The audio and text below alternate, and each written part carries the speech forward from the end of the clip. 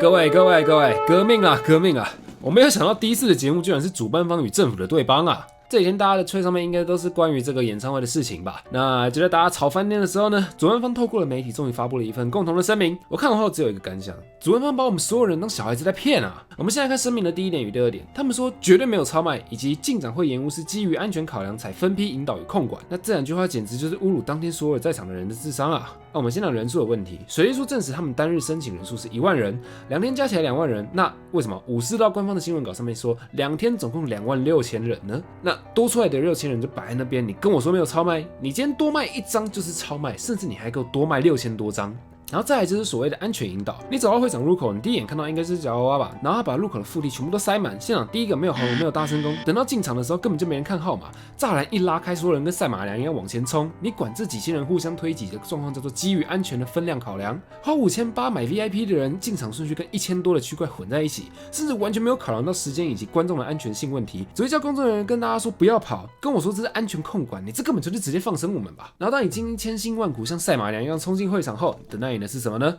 這是一場測試你平常有沒有在保護你眼睛的考驗，你知道嗎？花5800買 VIP 的幫友一路被往後擠，幾乎都快被擠到中控台的前面。在那個區域，你只要身高稍微矮一點，那麼恭喜你，整晚你只能看着前面那個後腦勺，台上發生什麼事你根本就看不到。而真正慘絕人寰的是花了3000多在 C 區買的幫友們，原本在 C 圖上面的 C 區根本就不會出現在中控台的後方，結果因為現場塞了太多人 ，C 區直接被逼到中控台後面，甚至還被升降台卡到。於是現場就出現了非常荒謬的一刻，一部分的 C 區苦主整晚只能盯着中控台的背板發呆，而另一部分的人只能被迫跟旁邊的青木比誰站得比較直。花了3000多塊進場看中控台跟樹，然後花了6000塊元進場看別人的後腦勺，然後外面的人看面前，這公平嗎？這根本就一點都不公平。而演唱會結束後，你以為沒事嗎？並沒有哦，還有接駁車跟花籃的疑慮啊。粉絲用心準備的花籃被當成垃圾隨意丟棄。官方聲明說，這並非主辦單位所為，是相關作業單位處理的。還有那台連客運公司標示都沒有的，甚至傳出有法律糾紛的幽靈接駁車，聲明卻說這是依合法流程委托承包處理的。那我問你，主辦要做的事情不就是控管一切嗎？上游的人就是要去處理這些事情的，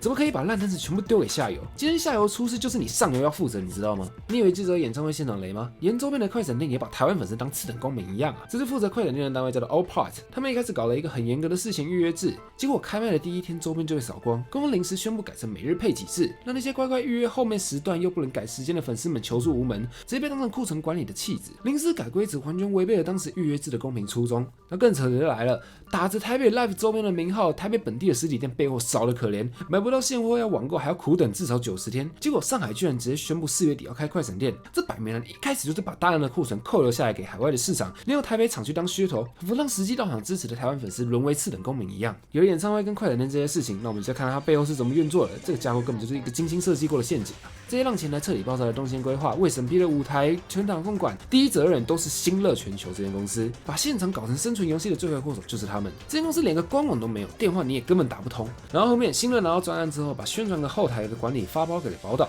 因為寶島人當時的名氣比較大，第一時間炮火都往他們身上砸。寶島的公關確實也有大的問題，不過最大的黑鍋絕對還是新樂要去扛的。那搞砸快閃店的 Allpart 呢？它是隸屬於一間聽起來非常像輕小說標題的公司。我在意的不是股份有限公司，而這間公司背後的公司代表人跟寶島上面的監察人是同一個，登記的地址甚至是一樣的。那我講清楚一點，寶島跟 Allpart 本質上就是同一間公司在操作的。那大家有看懂這個像俄羅斯套娃的分包嗎？快閃店把台灣人當次等公民，而 Allpart 直接推給庫存。而演唱會現場面的生存遊戲，寶島說自己只負責宣傳，而真正該負起事件責任的新樂呢，他直接給我搞神隱，錢進了他們的口袋，黑鍋跟爛攤子全部留給我們這些無辜的消費者。不過網友就想啊，經過這次的教訓，8月的母雞卡村長目前看起來已經沒有新樂的參與了。那接着我想要來討論一件事，就是我在網絡上有看到一群人說，有必要燒到這麼大嗎？萬一以後沒人敢辦怎麼樣？犧牲邦捐這麼做值得嗎？各位會講出這些話的人，是不是根本就不在現場啊？想一下，被犧牲的人到底是誰？這塊餅這麼大 ，VIP 的票價開到將近6000塊，大家還是搶破頭，甚至還有人沒搶到，